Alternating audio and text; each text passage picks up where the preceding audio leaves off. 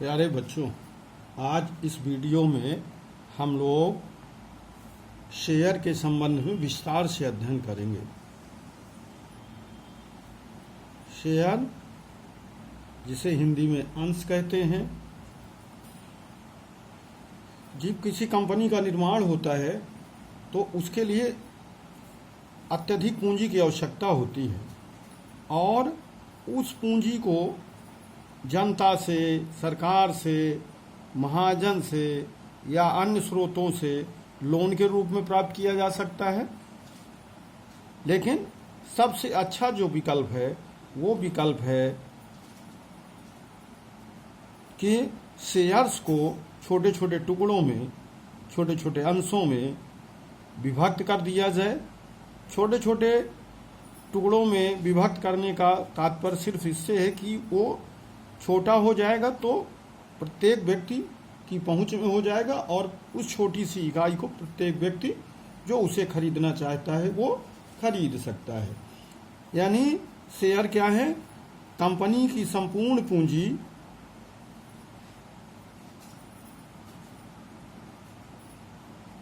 Company की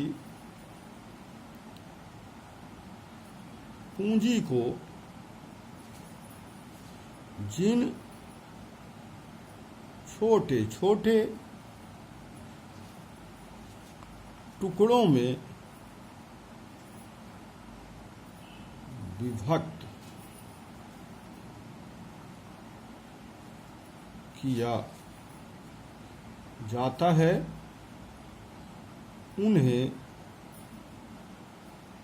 अंश कहा जाता है। मान लीजिए किसी कंपनी की कैपिटल 10 लाख रुपया है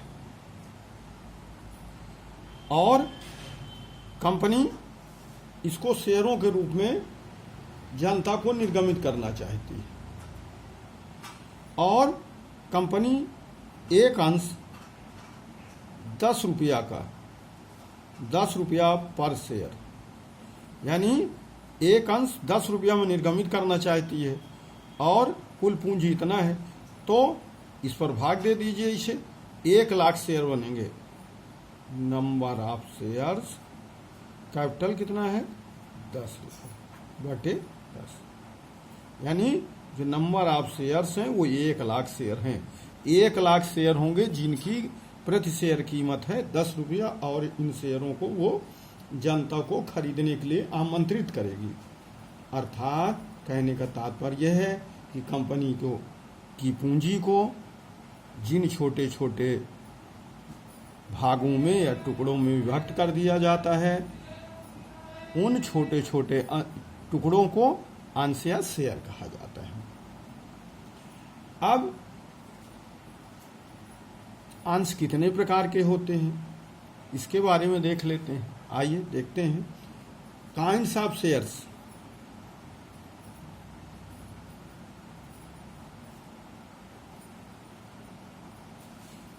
अंश के प्रकार। अंश के प्रकार। कोई भी कंपनी 2 प्रकार के अंशों का निर्गमन कर सकती है। पहला,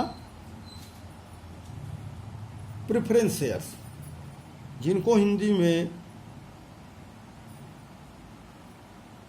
पूर्वाधिकार अंश, इसी को प्रेफरेंस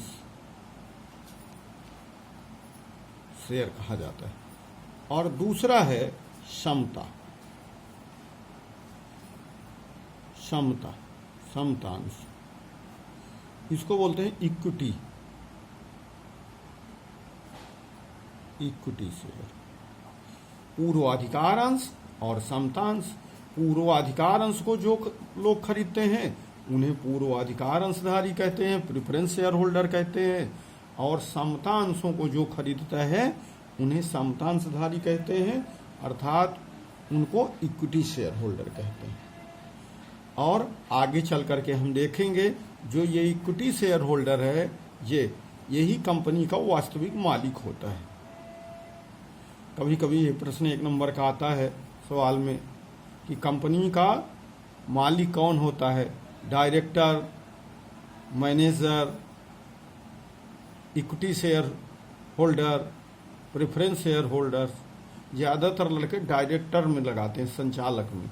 तो संचालक कंपनी का नौकर होता है, वो उसका मालिक नहीं होता है। मालिक कौन होता है? इक्विटी शेयर होल्डर, समता अंशधारी कंपनी का मालिक होता है और ये कंपनी की मीटिंग्स में भाग लेता है और इसको वोट देने का अधिकार होता है और इन्हीं के वोटों से डायरेक्टर्स का चुनाव होता है। यदि 1 नंबर का सवाल ये कभी आता है तो आप इसको लगा देंगे इक्विटी शेयर होल्डर, समता अंशधारी।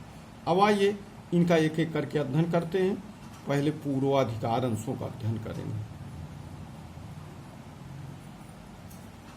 पूर्वाधिकार अंश, पूर्वाधिकार अंशों से तात्पर्य उन अंशों से है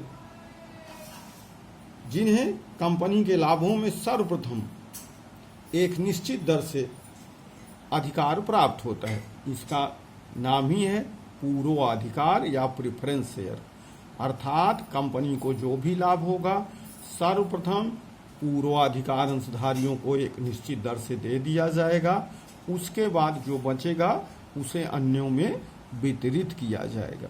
पूर्वाधिकार का आशय है पहले, पूर्व मतलब पहले, अधिकार मतलब अधिकार, राइट। इनका अधिकार सबसे पहले बनता है, इसीलिए इन अंशों को पूर्वाधिकार अंश कहा जाता है।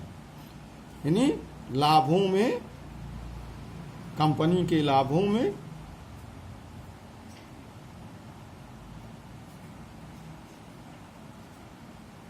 सर्वप्रथम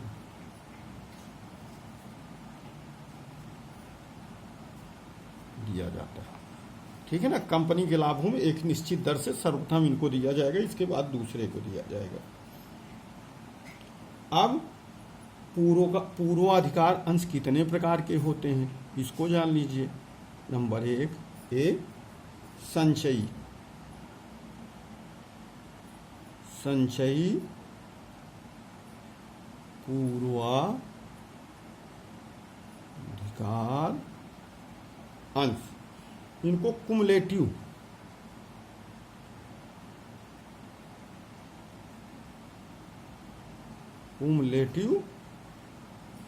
प्रेफरेंस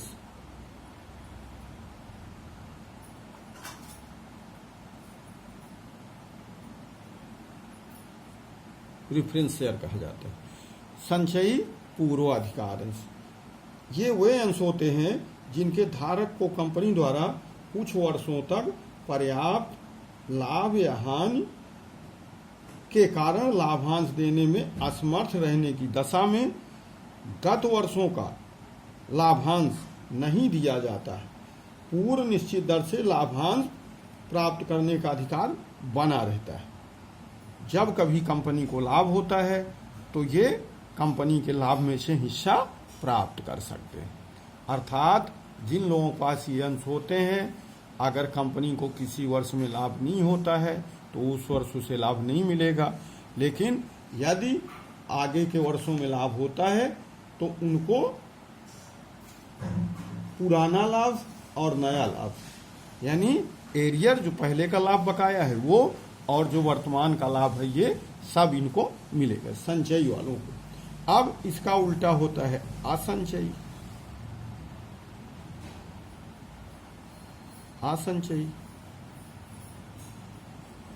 पूर्वाधिकार अंश, अनकुमुलेटिव या नॉन कुमुलेटिव प्रेफरेंस शेयर्स, ये वे अंश हैं जिनके धारकों को जिस वर्ष लाभ होगा उस वर्ष लाभ मिल जाएगा। अगर लाभ उस वर्ष नहीं होता है तो पिछला लाभ इनको अगले साल पे नहीं मिलता है। इसमें यही अंतर है। संचयी पूर्वाधिकार अंशधारियों को यदि उस साल लाभ नहीं होता, नेक्स्ट ईयर लाभ होगा तो पिछले साल का लाभ, अगले साल का लाभ इसमें दिया जाएगा। लेकिन इसमें ऐसा नहीं है, जिस साल लाभ होगा, यदि लाभ होगा तो इनको मिलेगा, लाभ नहीं होगा तो इनको नहीं मिलेगा। अब तीसरे तरह के जो प्रेफरेंस पूर्वाधिकार अंश होते हैं वो होते हैं रिडीमेबल प्रेफरेंस शेयर यानी शोध और अशोध।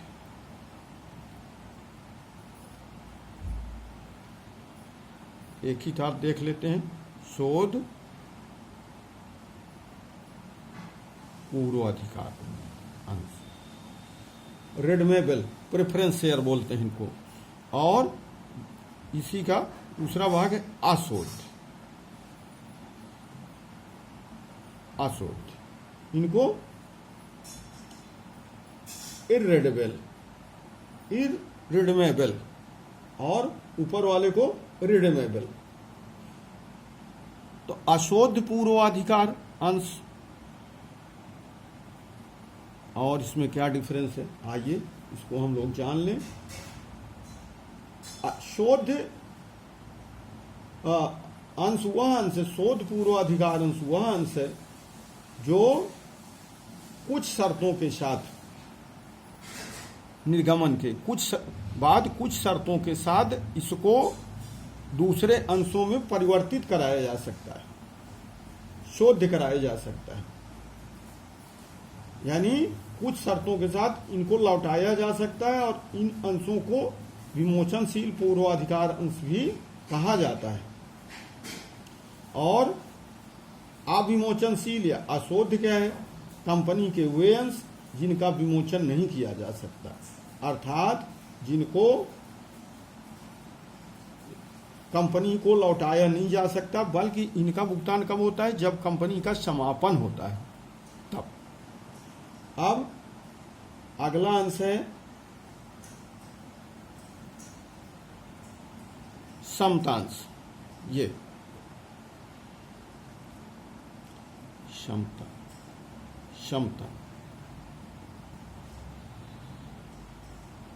जिसको हम लोग इक्विटी शेयर कहते हैं। समतांश खरीदने वाले को समतांशधारी कहा जाता है और समतांशधारी ही कंपनी का वास्तविक मालिक होता है।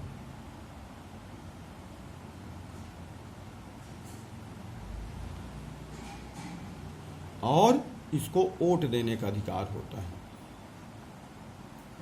ये कंपनी की जो मीटिंग्स होती हैं और उसमें डायरेक्टर्स का चुनाव किया जाता है, उसमें ये वोट देता है और इन्हीं के वोट से डायरेक्टर का चुनाव होता है, बोर्ड ऑफ डायरेक्टर का चुनाव होता है। तो ये जोखिम भी उठाता है। जो पूर्वाधिकार अंशधारी है उसे एक निश्चित दर से लाभ मिलता रहेगा और सबसे पहले मिलेगा, लेकिन ये जो होता है समतांशधारी, इसको प्रॉफिट में से डिविडेंड्स मिल सकता है, लाभांश मिल सकता है, नहीं भी मिल सकता, कम भी मिल सकता है, ज़्यादा भी मिल सकता है। यानी इनको जो डिविडेंड्स होता है उसको मिलने का जो दर है वो निश्चित नहीं होता, अनिश्चित होता है। तो